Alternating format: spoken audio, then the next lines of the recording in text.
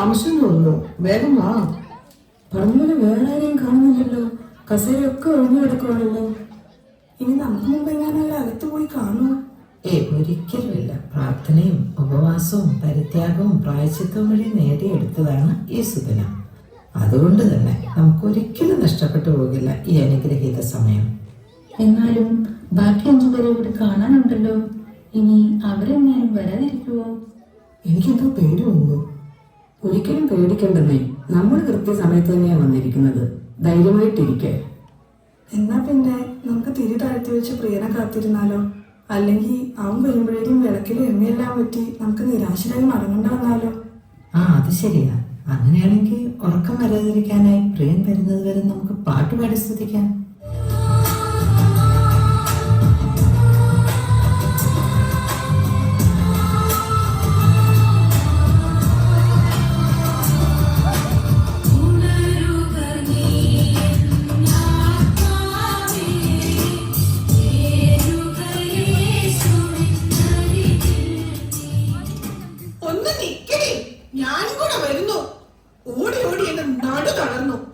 എത്ര നേരമായി അലറി വിളിക്കുന്നു. നിന്റെ ഒക്കെ ചെവി എന്താ? അയ്യോ, ഞാൻ കേട്ടില്ലെന്നേ. അത് നീ എന്താ താമസിച്ചത്? അതൊന്നും പറയാതിരിക്കുന്ന നല്ലത്. ഇതെന്ത് കൂട്ടായത്? ഇന്നിവിടെ ഗാനമേളയുണ്ടോ? ഇതറിഞ്ഞിരുന്ന ഞാനൊരു കരോക്കെ ഒക്കെ ആയിട്ട് വന്നാനെ. അറിഞ്ഞില്ലല്ലോ. വലിയ ഭക്തളാണെന്ന് തോന്നുന്നു. കണ്ണില്ലേ വെള്ളം വിട്ട് വന്നിരിക്കുന്നത്? നമ്മുടെ കൂടെ വരാന്ന് പറഞ്ഞ മറ്റു കല്യാണത്തിനെ കണ്ടില്ലല്ലോ. പിന്നെന്താ നിന്റെ പുതിയ ജോലിക്കാര്യം? ആപ്പിളിൽ നിന്ന് മൈക്രോസോഫ്റ്റിൽ നിന്നും എന്നെ വിളിയോട് വിളിയാ. എനിക്ക് പക്ഷെ ജോബ് സാറ്റിസ്ഫാക്ഷൻ ആണ് ഇമ്പോർട്ടന്റ്. അതുകൊണ്ട് ഞാനെങ്ങും പോകുന്നില്ലെന്നേ. പിന്നെ വല്ല ആപ്പിൾ പറയാനായിരിക്കും. നീ എന്താണ് ഇത്ര താമസിച്ചത്? It's been A long day. രാവിലെ എനിക്ക് സുംബ പ്രാക്ടീസ് ഉണ്ടായിരുന്നു. നിങ്ങൾക്കറിയാമല്ലോ, എനിക്കത് മിസ്സാക്കാൻ പറ്റില്ല. അത് കഴിഞ്ഞ് ഫ്രണ്ട്സിനൊപ്പം ഒരു ലഞ്ച്, അതും സിറ്റിയിൽ. അത് കഴിഞ്ഞ് വരുമ്പോഴാണ് മെട്രോക്കാർ വിളിക്കുന്നത്. അവർക്ക് എന്റെ ഒരു ഇന്റർവ്യൂ വേണമെന്ന്. എന്റെ ഡാൻസ് കണ്ടിട്ടേ അവർക്ക് ഡാൻസ് മാത്രമല്ല, കുറച്ച് സൗന്ദര്യമുള്ളവരെയും കൂടെ വേണമല്ലോ. എന്ത് ചെയ്യാനാ, ഈ സൗന്ദര്യമുള്ളവരുടെ ഓരോ ബുദ്ധിമുട്ടേ. അല്ല, നമ്മുടെ ഇൻഫ്ലുവൻസർ ഇതുവരെ വന്നില്ലേ? ഞാനിവിടെ ഉണ്ടേ. Hello guys, welcome to my channel. നിർത്തലി, നീ എത്ര നേരം എവിടെ ആയിരുന്നു? മലയാളമായിരുന്നു. ഓഹോ, എന്റെ അമ്മേ, സ്വന്തം ഭാഷയായതുകൊണ്ട് ഒരു റിലാക്സേഷൻ ഉണ്ട്. ഇംഗ്ലീഷ് പറഞ്ഞ് മറിച്ചു.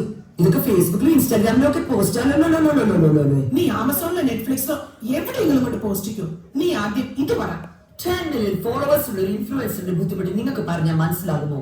Reels, stories, shorts, pants, jeans. പാൻസും ജീൻസും?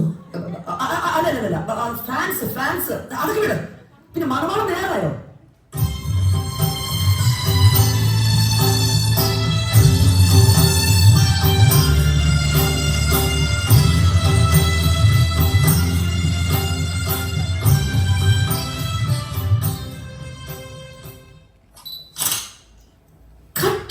മണവാളൻ എന്നൊരു ക്യാപ്ഷൻ കൂടി ഇട്ടാ പൊളിക്കും.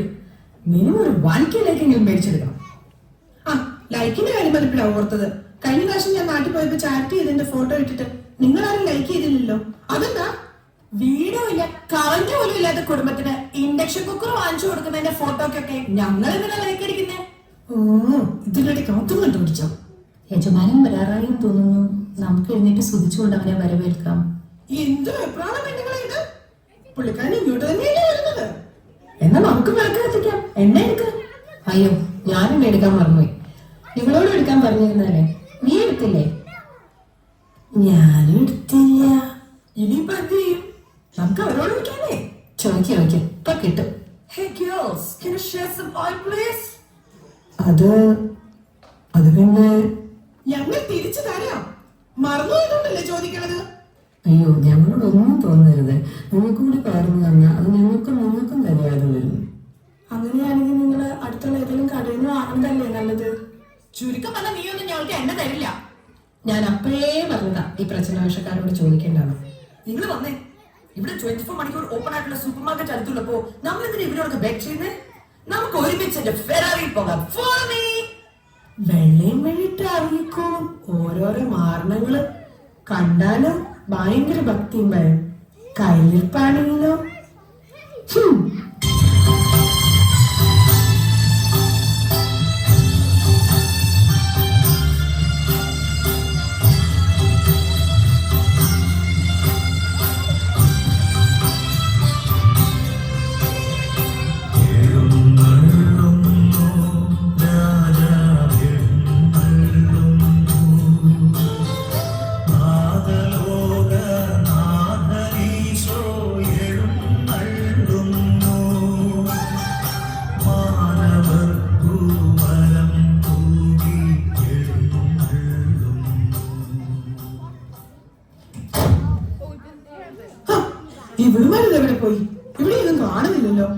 കുറച്ചൊന്ന് തലയിൽ കൂടെ ഒഴിച്ചു കൊടുക്കാമായിരുന്നു.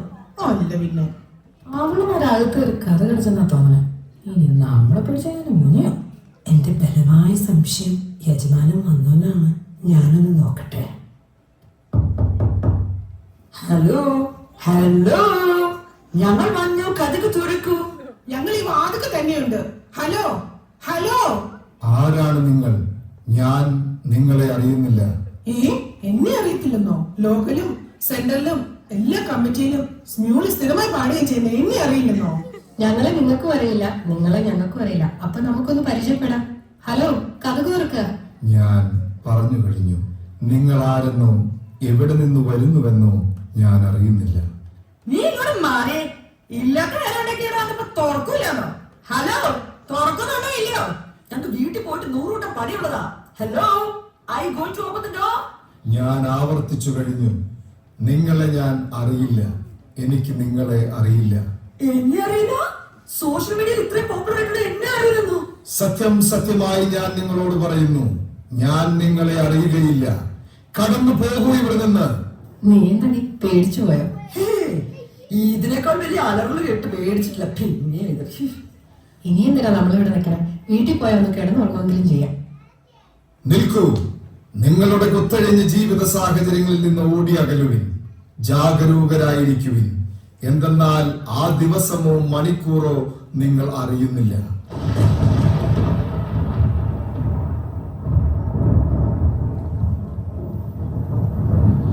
എന്താണ് ആ ശബ്ദം?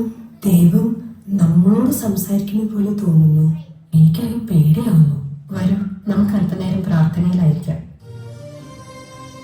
എണ്ണമേറും പാപത്താൽ ഭാരമേറും ജീവിതം, എണ്ണവറ്റിയ വിളക്കുമായി തേങ്ങിടുന്ന ജീവിതം, വീണുടഞ്ഞ മൺപാത്രമാണു ഞാൻ നാഥ,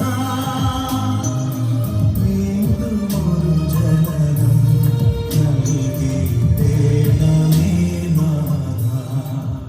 ദൈവമേ, ഞങ്ങളോട് കരുണയായിരിക്കണമേ.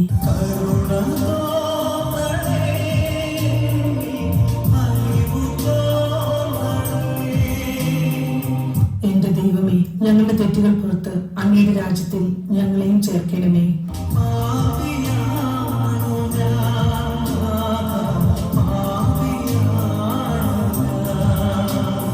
ദൈവമേ, അഹന്തയും സ്വാർത്ഥതയും അമിതമായ ദ്രവ്യാഗ്രഹവും ഞങ്ങളിൽ നിന്ന് ദൂരെ അകറ്റണമേ.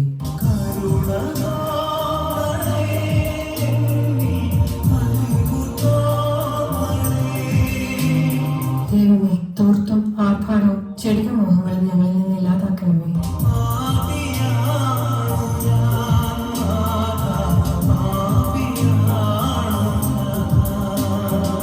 അങ്ങനെ നിന്റെ രാജ്യത്തിൽ ഞങ്ങളെയും അവകാശികളാക്കണമേ.